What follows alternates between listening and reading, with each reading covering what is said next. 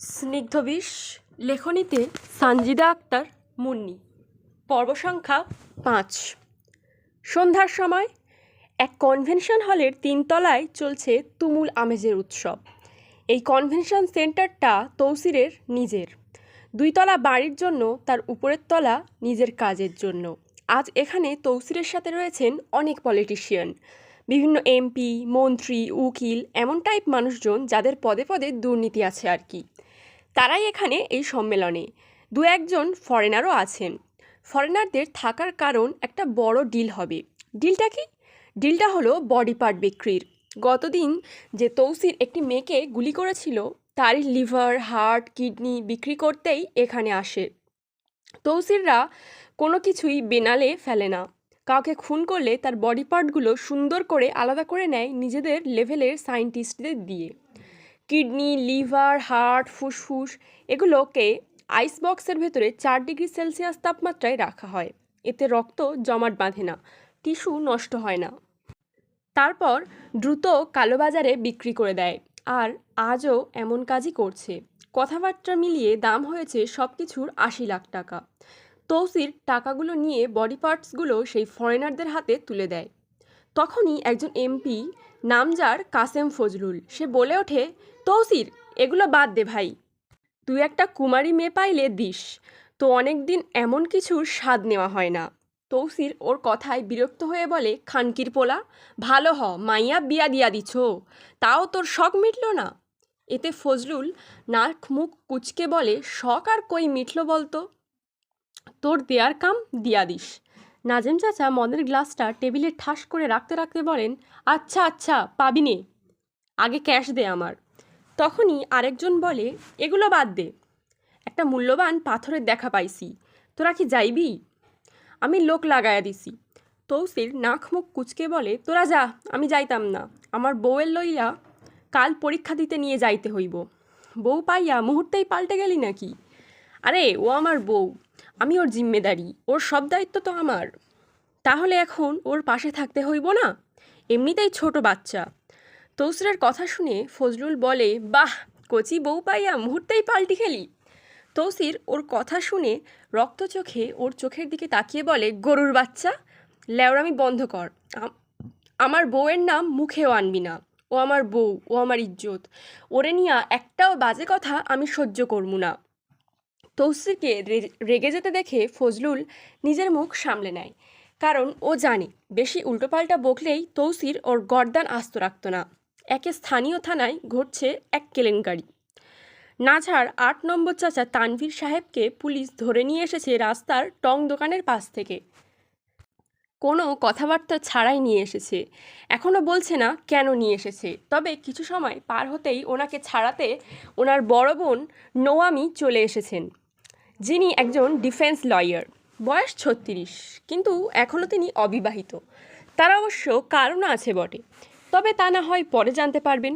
উনি এসে পুলিশের সাথে আগে কথা না বলে সরাসরি ওনার ভাইয়ের কাছে আসেন। হাবিলদারকে বলেন সেল খুলতে, কিন্তু হাবিলদার খোলেন না। এতে উনি দাঁত ধমক দিয়ে বলেন, আমি ওনার উকিল, আমার কথা বলার রাইট আছে। তখন পিছন থেকে ওসি বলেন, যেতে দাও। নওমি এক নজর পিছনে তাকিয়ে তারপর সেলের ভেতর ঢোকেন। তানভীরের সামনে গিয়ে দাঁড়ান আর জিজ্ঞেস করেন, কী জন্য এসেছিস এখানে? তানভীর ইতস্তত গলায় বলেন, আমি জানি না, আমি দোকানে দাঁড়িয়েছিলাম, হঠাৎ ওসি গিয়ে কয় আপনার আমাদের সাথে যাইতে হইব, আর তাই চইলা এসছি। এটা শুনে নওমি শরীরে রাগ জ্বলে যায়। কি বেহায়ার মতো কথা! নওমি আর নিজেকে কন্ট্রোল করতে পারেন না। দাঁত চেপে টাস টাস করে তানভীরের গালে দুটো ঝাঁঝালো থাপ্পড় বসিয়ে দিয়ে বলে, কার বাল ছিঁড়ছ তুমি? ওরা তোমারে কইল জেলে আসতে, আর তুমি চইলা আইলা? গরুর বাচ্চা, যখন কারণ বলে নাই তখন ওখানে ওগো কবর দিতে পারলি না? তানভীর থাপ্পড় খেয়ে গালে হাত দিয়ে দাঁড়িয়ে থাকেন। নওমি আর কিছু না বলে মারমুখো হয়ে বেরিয়ে আসে ওসির ডেস্কে। ওসির দিকে রক্তচোখ খেঁচিয়ে জিজ্ঞেস করেন, আমার ভাইকে কেন এখানে নিয়ে এসেছিস রে?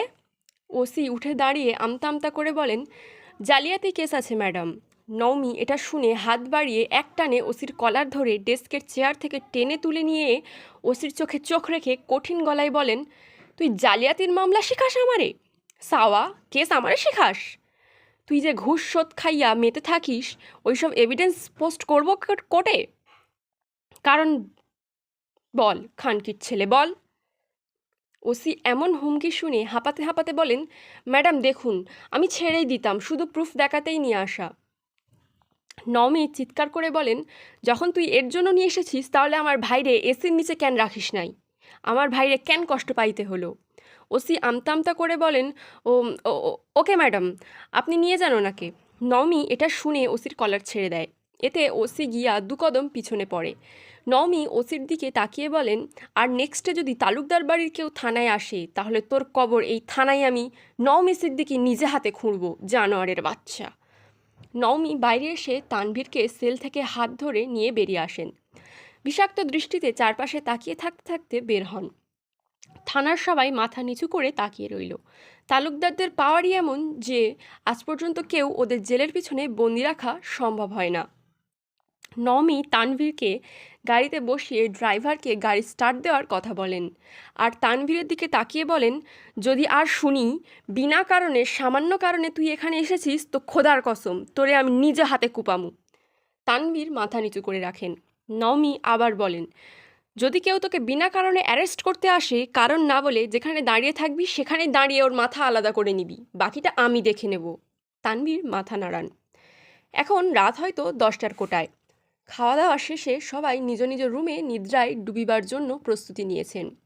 আজ তৌসিরও বাড়িতেই। এমন সময় নাজহার নিচে মাটিতে শুয়ে আছে আর তৌসির বিছানায়। নাজহার ঘুম নেই চোখে, কিভাবে থাকবে? আগামীকাল IELTS এক্সাম। বিয়ের দিন সকালেও ক্লাস করেছে, আর জোহরের পর এসেই বিয়ে। আগামীকালের এক্সামের চিন্তায় মাথা ধরে যাচ্ছে। SSC দেওয়ার পর থেকে মরতে মরতে পড়ছে। দুবার কোর্স করে এইবার পরীক্ষায় বসছে। প্রথমবার বসেনি কারণ ওর টার্গেট ডিরেক্ট 9 পয়েন্ট, নয়তো 8 পয়েন্ট। ওর একটাই স্বপ্ন, আর তা হলো কুইন মেরি ইউনিভার্সিটিতে পড়া। HSCতেও GPA 5 পেয়েছে। পড়াশোনার দিক দিয়ে খুব পজিটিভ নাজহা। দুনিয়া উল্টে গেলেও পড়াশোনা ঠিক থাকে ওর। ভাবছেন 18 বছর বয়সে কিভাবে HSC দিয়ে দিল? আসলে মাদ্রাসায় 5 বছর বয়সে পড়া শুরু করেছিল, 3 পর্যন্ত পড়ে। ওর পড়াশোনার স্কিল ভালো দেখে ওর বাবা তাড়াহুড়ো করে ওকে স্কুলে ডিরেক্ট 5-এ ভর্তি করিয়েছিলেন, আর সেজন্য PSCর রেজাল্ট অত ভালো হয়নি। তবে SSC HSC অনেক ভালো হয়েছে। নাজহা পরীক্ষার টেনশনে গলে যাচ্ছে, প্রায় হাত পা এখন থেকেই কাঁপতে শুরু করেছে। ওর বাবা শিকদারদের বলেছেন যাতে ওকে পরীক্ষাটা দিতে দেওয়া হয়। এই পরীক্ষা ওর স্বপ্ন, তাই শিকদাররাও মানা করেননি। তৌসির আগামীকাল নিয়ে যাবে ওকে, বই টই যা প্রয়োজন সবই এখানে এনেছে সাথে করে নাজহা। অনেক সময় নীরবতা ভেঙে তৌসিরের হঠাৎ আওয়াজ দিয়ে বলে, নাজহা উপরে বিছানায় আসো। হঠাৎ বিছানায় যাওয়ার কথা শুনে নাজহা কাঁপতে থাকা কলিজাটা আরও বেশি কেঁপে ওঠে। তারপর ও বলে, কেন? তোমারে জড়াইয়া ধইরা ঘুমামু। তৌসিরের এমন আচমকা কথা শুনে নাজহা কেঁপে ওঠে, দীর্ঘ শ্বাস নেয়, নিজেকে বোঝায় এতে ভয়ের কিছু নেই। তৌসিরের এমন কথা, এমন চাওয়া স্বাভাবিক। ওরা এখন স্বামী স্ত্রী, একজন স্বামীর চাওয়া এমনই হয়। নাজহা ধীর গলায় বলে, আপনার প্রয়োজন হলে আপনি আসুন, আমি কেন যাব? তৌসির নাজহার কথায় বিরক্ত হয়ে বলে, নিচে ঘুমাইলে শরীরে বেদনা করে, তুমি আসো। তাহলে চুপচাপ ঘুমিয়ে যান। তৌসির আর কিছু বলে না। কিছু সময় চুপ থেকে ধীরে ধীরে উঠে বসে। মনে হচ্ছে তা ঝেঁকে ধরেছে। নিচে শুয়ে থাকা নাজহার দিকে তাকিয়ে মনে মনে বলে ওঠে, ডাকায়েতের বাচ্চা, শয়তানি। এ বলে লুঙ্গি ঠিক করতে করতে বিছানা থেকে নামে। তৌসিরকে নামতে দেখে নাজহার ভেতরে হাতুড়ি পেটানো শুরু হয়। বুকখানা ফেটে যাচ্ছে ভয়ে। তৌসির উঠে নাজহার সামনে এসে দাঁড়িয়ে বলে, দেখি ওইদিকে সরো। নাজহা এটা শুনে বিরক্ত হয়ে বলে, আপনি ওইদিকে যান আর বালিশ নিয়ে আসুন, আমি আপনার সাথে বালিশ শেয়ার করব না। তৌসির নাজহার কথায় পাত্তা না দিয়ে ঘুরে গিয়ে নাজহার পাশে বসে পড়ে। নাজহার হাত পা তীর তীর করে কাঁপতে কাঁপতে নুয়ে যাচ্ছে, শরীরের লোমগুলো খাড়া হয়ে গেছে ভয়ে, গলা শুকিয়ে আসছে। তৌসির হাত বাড়িয়ে নাজহার মাথার নিচ থেকে বালিশটা নিয়ে নেয় ধীরে ধীরে। এটা দেখে নাজহা এক লাফে উঠে বসে। তৌসিরের গিয়ে অগ্নি চোখে তাকিয়ে বলে, রাত্রিরের বেলাও গরগিরি করতে মন চায়? তৌসির নাজহার কথায় বিরক্তি নিয়ে নাক মুখ কুচকে বলে, এমন ফ্যাত ফ্যাত কইরো না তো। আপনি বালিশ নিয়ে গেলেন, আমি কোথায় ঘুমাবো? আমার বাহুতে। এ বলে তৌসির বালিশটি নিজের মাথার নিচে রেখে নাঝাকে জোরে নিজের ডান হাতের বাহুতে শুইয়ে বলে, এবার ঘুমাও। নাঝা কটমট করে তৌসিরের দিকে তাকায় খানিক মুহূর্তে, তারপর কিছু না বলে অন্যদিকে ঘুরে তৌসিরের বাহুতেই মাথা রেখে শুয়ে পড়ে।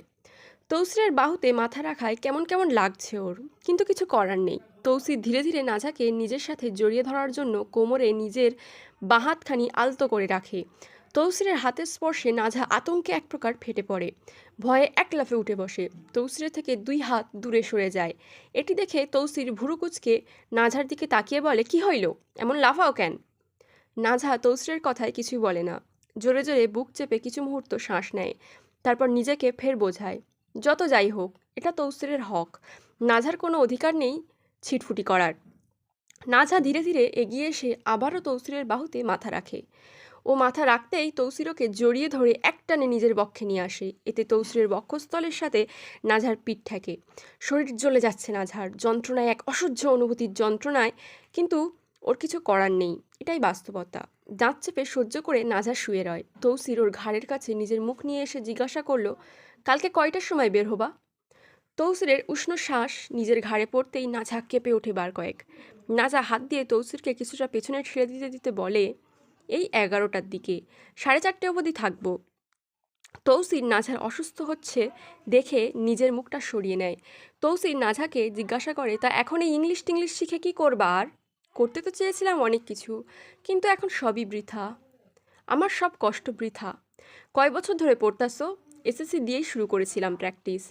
তা এই আইএলটিএস কেন এত কষ্ট কইরা করতাছো? লন্ডন যাওয়ার লাইগা নাকি অস্ট্রেলিয়ায় চাচার কাছে? নাঝা তৌসিরের কথায় কিছু সময় চুপ থাকে, তারপর বলে, নিজের স্বপ্নের কুইন মেরি ইউনিভার্সিটির আঙিনায় পা রাখতে, কিন্তু তার সম্ভব হলো না। তৌসির নাঝার কথায় বেশ কিছু সময় চুপ থাকে, তারপর বলে, দেখো, তুমি চাইলে ভবিষ্যতে আমি তোমাকে নিয়ে যাইতে পারি ইংল্যান্ডে, তবে পড়াশোনার জন্য না, ভিজিটে। থাক, প্রয়োজন নেই, আমি যাব না আর কোথাও। নাঝার কথায় তৌসির আর কিছু বলে না, চুপচাপ একটু এগিয়ে এসে নাঝার ঘাড়ের থেকে ওর কুকড়ানো চুলগুলো ধীরে ধীরে সরিয়ে ওর ঘাড়ে বার কয়েক নিজের নাক মুখ ঘষে নেয়। নাঝার এই যন্ত্রণা সহ্য হচ্ছে না, রাগের শরীর খাঁ খাঁ করছে। নাঝা ভয়ে নিজের উপরে রাখা তৌসিরের হাতের আঙুল চেপে ধরে আমতা আমতা করে বলে, কী করছেন এটা? তৌসির মৃদু হেসে বলে, তোমার গন্ধ মাখছি। নাঝা তৌসিরের কথার প্রত্যুত্তরে কঠিন গলায় বলে, তা এর আগে কত নারীর গন্ধ মেখেছেন? যদি বলি তুমিই প্রথম। আমি মরে গিয়ে জীবিত হলেও এই কথা বিশ্বাস করব না। নাঝার কথায় তৌসির দীর্ঘশ্বাস ছেড়ে আলতো গলায় বলে, কারোর উপর যদি তোমার বিশ্বাস না থাকে, তবে সে যদি মহাসত্যবাদীও হয়, তারপরও তোমার তার কথা মিথ্যা মনে হবে। নাঝার কাছে তৌসিরের জ্ঞান দেওয়া মোটেও পছন্দ হয় না। তৌসিরের মতো মানুষের কাছ থেকে এত বড় বড় কথা নাঝার ঠিক হজম হয় না। নাঝা নিজেকে কিছুটা ছাড়িয়ে নেওয়ার জন্য সরে যেতে নেয়। নাঝাকে নড়তে দেখে তৌসির বিরক্তি গলায় বলে, এত নইরো না, লুঙ্গির গিট খুইলা যাইব।